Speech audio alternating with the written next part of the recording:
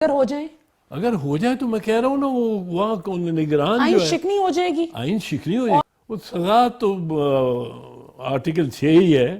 اچھا یہ اعتزاز صاحب یہ بتائیے کہ یہ بڑی بحث چھڑی ہوئی ہے کہ ادارے کہتے ہیں جن کا میں نے ذکر کیا کہ جی ہم الیکشن کروانے کے متحمل نہیں ہو سکتے. کسی نے اخراجات کی بات کی, کسی نے کہا سیکیورٹی کے حالات درست نہیں, کسی نے عدلیہ نے بھی یہ ایک جواز پیش کیا ہے اپیرنٹلی کہ جی ہم پر کیسز کا بہت زیادہ بوجھ ہے.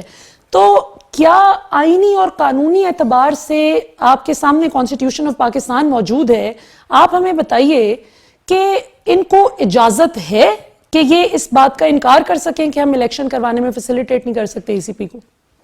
دیکھیں الیکشن کروانے کا مقصد کیا ہے؟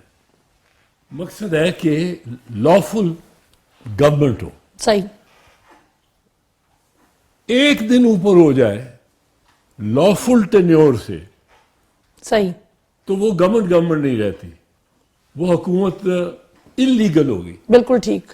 جب وہ اللیگل ہو گئی تو سارا نظام ہی اللیگل ہو گیا. بالکل صحیح. سارا جس پہ آپ نے خرچنے ہیں پیسے وہ بھی اللیگل آبجیکٹو ہو گیا. بالکل صحیح. اور وہ غلط آدمی کر رہا ہے. اس پہ بڑا کلیئر ہے کانسٹیٹیوشن. کانسٹیٹیوشن ایک تو یہ کہتا ہے, آرٹیکل 105 میں بھی کہتا ہے, یہ صوبائی اسمبلیوں سے متعلق ہے, اور اس میں جو چیز کہتا ہے آئین جی وہ ذرا اس پہ غور کرنے کی ذرا ضرورت ہے. لوگ بغیر پڑھے یہ چلا دیتے ہیں. جو 90 دن کے حق میں بھی ہیں وہ بھی, جو خلاف بھی ہیں وہ انہوں نے بھی نہیں پڑھا ہوتا.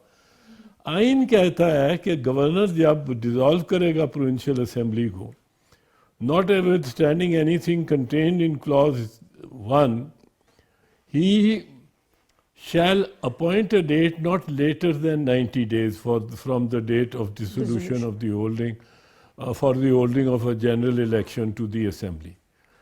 Not later than 90 days. Yes, very important. اب یہ نہیں انہوں نے کہا کہ within 90 days, وہ کہہ رہے ہیں not later than 90 days, کہ 90 دن سے 91 آپ نے نہیں ہونے دینے. اور اگر ہو جائیں؟ اگر ہو جائے تو میں کہہ رہا ہوں نا وہ وہاں نگران آئین جو ہے شکنی ہو جائے گی. آئین شکنی ہو جائے گی. اور پھر اس کی سزا؟ وہ سزا تو آرٹیکل 6 ہی ہے, پر اس میں دیکھ لیں یہ جو کوئی نہیں کہہ سکتا سوائے جوڈیشری کے, کوئی ایگزیکٹو کو انکار نہیں کر سکتا.